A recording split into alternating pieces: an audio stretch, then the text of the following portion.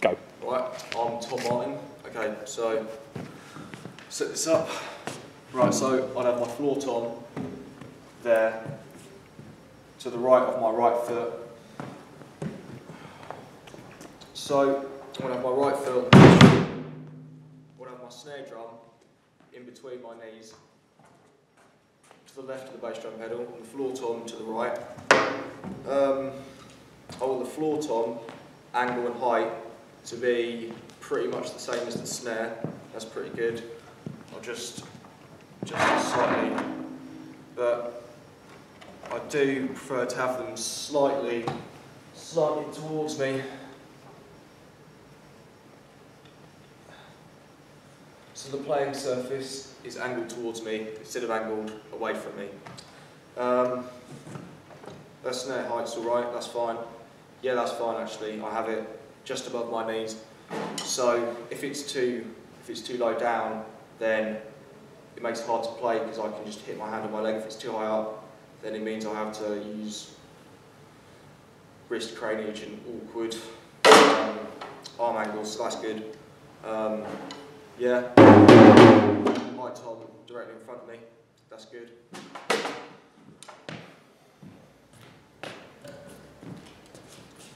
Right, so hi-hat to the left of the snare.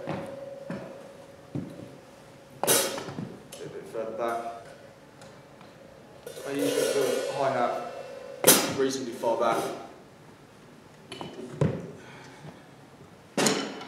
So that my feet are both placed on the pedals, so my knees are at least at a 90-degree angle. Just, you can see that my legs are slightly sloped. This is how it should be. So that my feet can just fall in the most natural position. So it's a decent place, just there. That's more centred.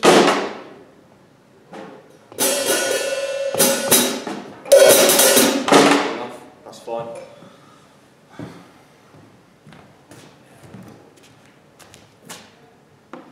Right, so crash behind the hi-hat. I'll probably tuck this on the stand.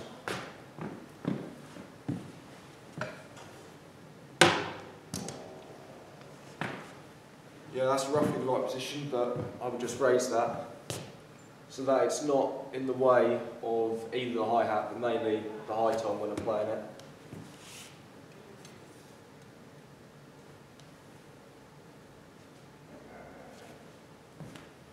It doesn't really need to be that close. Just within comfortable reaching distance.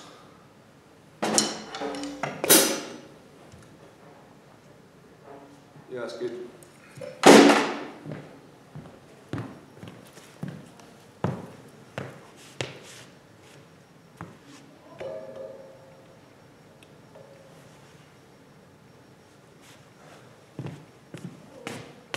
Right, so I would usually have more toms, but for this setup, I'll just have these two. So I like to have my ride as far to the centre of where it's directly in front of me as possible. The further it is out to the right, it makes it more awkward to play. And I mean, I'm mainly a German grip player, but for the muscles on the top of my collarbone to be relaxed whilst playing, to play further out to the right, I have to rely on French grip more.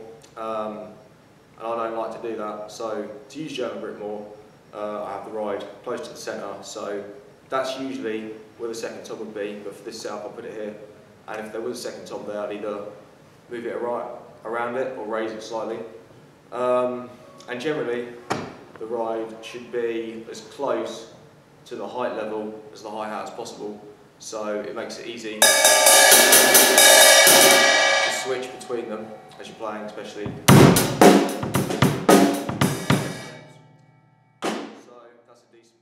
But I will raise that a little bit.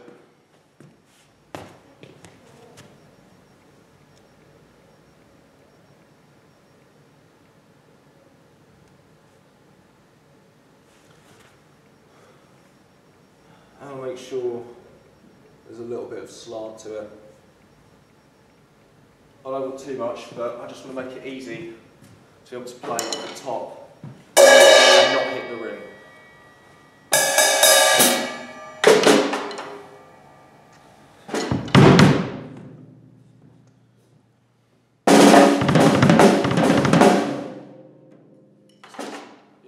Okay, good. If you want to come and have a seat down here, Tom.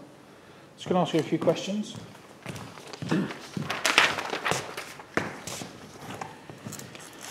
So you briefly touched on some of these, Tom, anyway, so we can just quickly skirt over these. But what are the health and safety considerations you should take into account when playing the drums? Posture, Yep. foot placement, hand grip, also carrying drums, that's one. General tension in your muscles everywhere that you're using, you want to avoid that as much as possible. Yep. Those are the main ones. Okay, good stuff.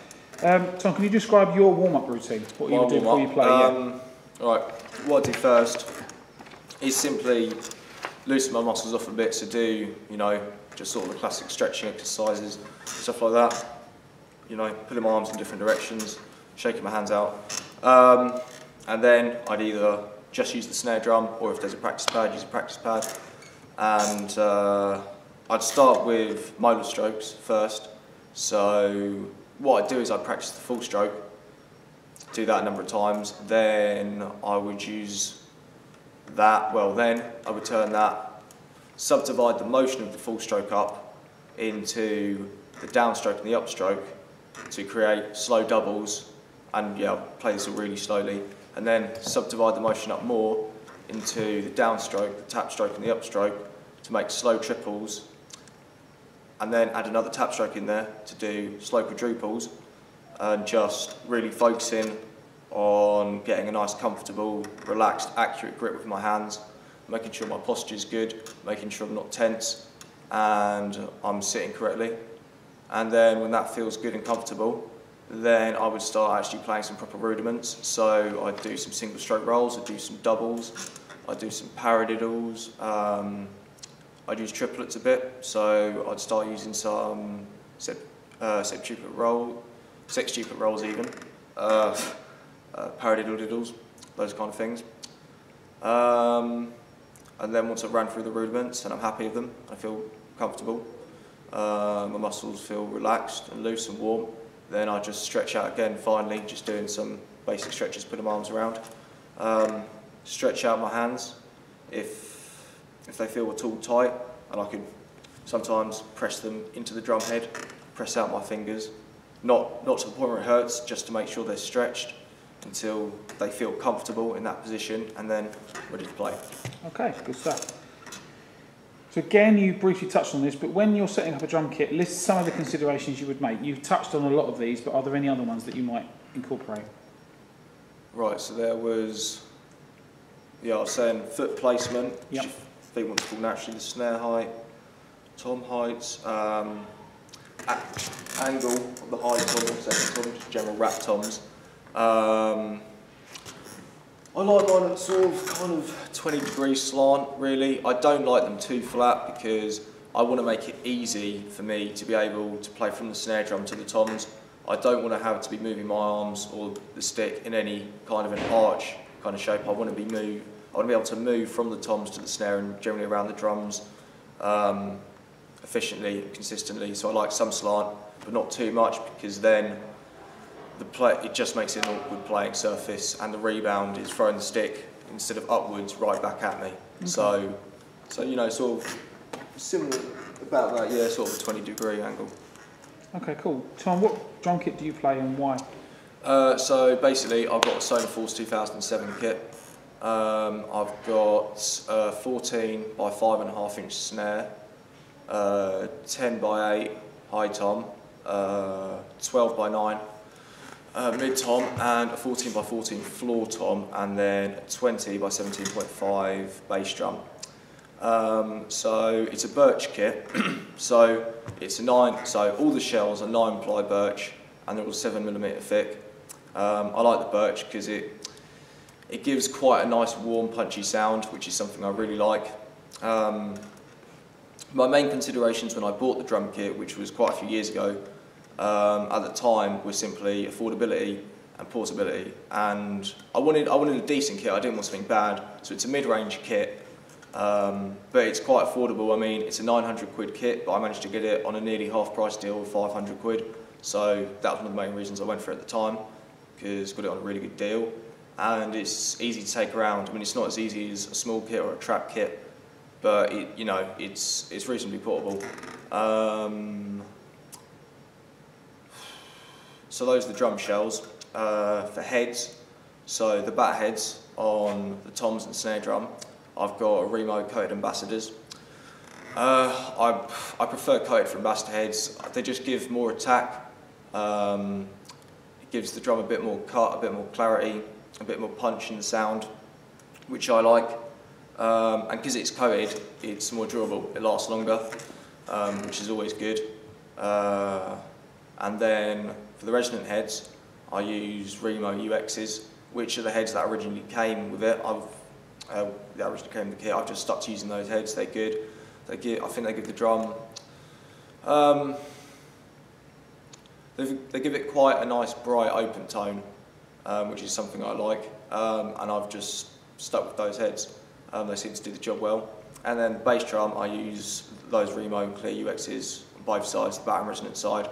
On the resonant side, I've cut a hole out and I've put a kick port in there to make it a little bit more responsive, and I've put an Evans EQ pad in it to dampen down some of the resonance because it was just way too boomy before, but now it's a really nice, short, more staccato sound with a lot more punch, which is really nice. And then I've got a second snare drum, which is not part of the Sonarforce 2007 kit. I've got a Mapex Black Panther. It's 10 by 5.5.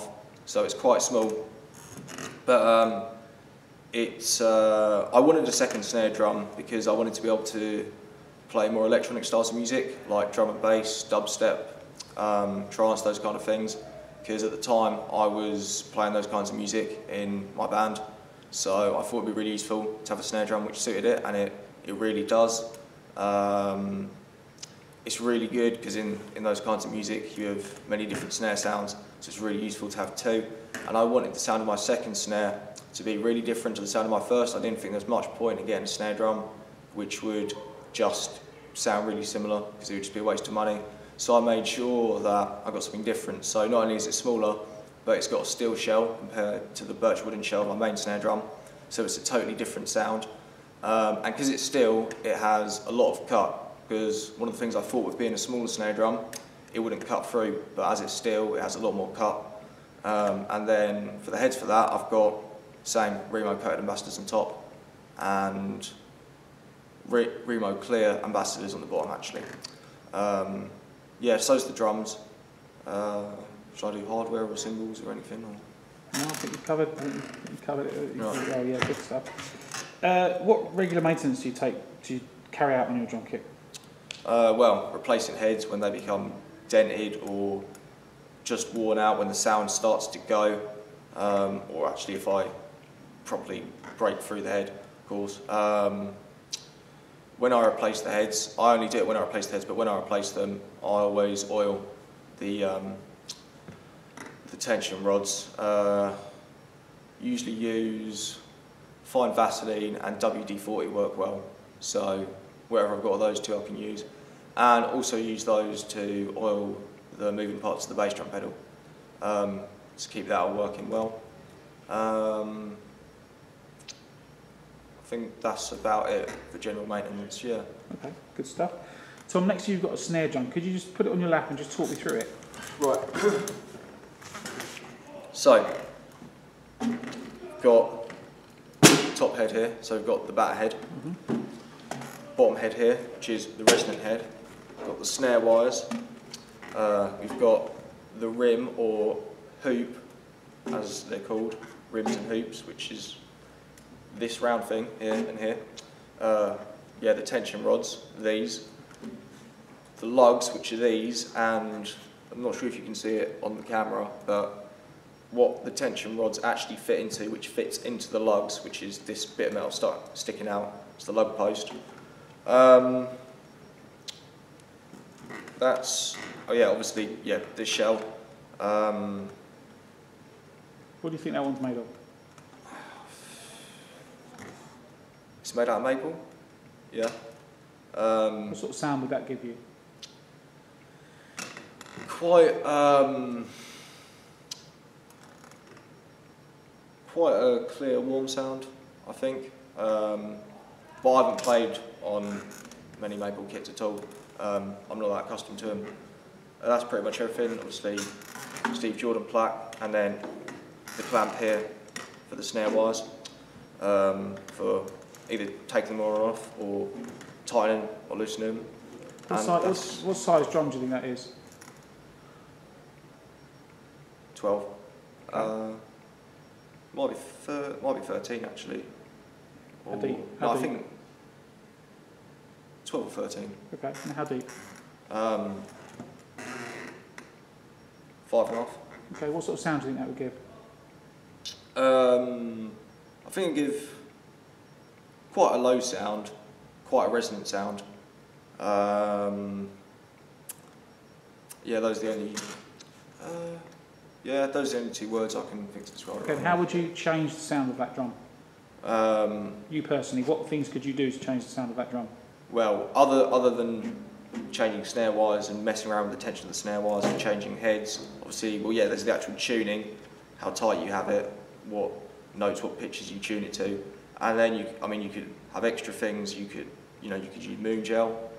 A lot of people put general tape, usually masking tape over, which changes the sound. Yeah, you take the snare wires on or off. I think that's about it. Okay, good. Well done.